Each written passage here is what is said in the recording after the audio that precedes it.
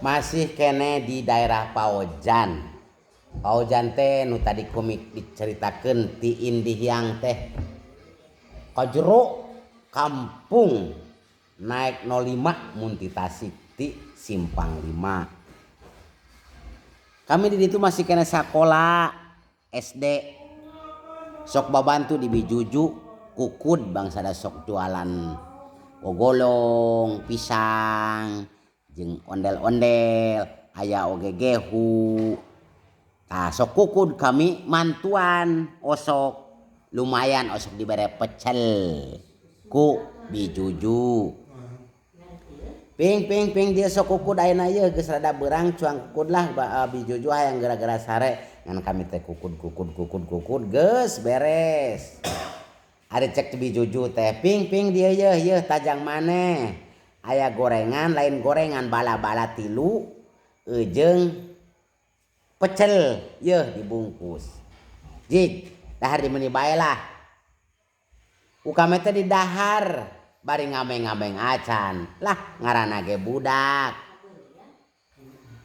Pas keur tetengah-tetengahna kami ngadahar pecel nikmat dalada teh aku kami ngahaja di ladaan.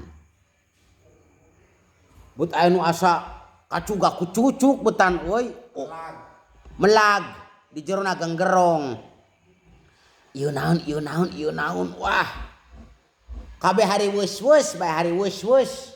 Kabeh nunungan geus diinuman mah geus dibere cau ku Bu Endang teh jeung ku Abudi kabeh di dinya nulung kami. Bahkan pamajikan Abudi ogan ceunonok mere ka kami tah cau ping. Tapi teu dekeun beunang hese. Ngan ku kami dikodek bae tak ka jero. Ka jero kana genggerong. Bet beunang tah seusumat malang sakieu yeuh. Diseuketan kabeh jadi kajero teu init kaluar hese. Os guning susumat ari geus lila eta teh kami.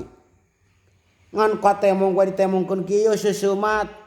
Ari cek Abu di loba nu nanya ka kami. Ti meuni deui menang pecel eta ti meuni. Da kami tara bebeja. Lah nang meuli ti Bijuju. Geus kami kitu. Ngan Bijuju ngadengeun aya nu riweuh-riweuh di tempat eta kami eukeur kabeureuyan teh ari si geus beunang si seumatna teh aya naon cek Bijuju teh riweuh.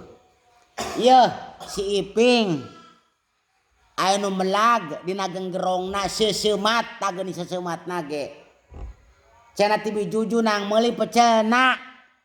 Ari cek Bijuju teu singna meuli ti kami pamere gedebul si Sariping mah gedebul eta teh pamere lain nang meuli ieu malahan mah dibere ku kami jeung bala-balana 3 nu mata ulah sok gedebul karma lah mun tadi bekok si Sariping gedebul bae nu mata cek adik kami Sariping mah tukang deoh tukang gedebul ari si na nama ngan kami sok izin lamun ngaku lah biang Sariping lah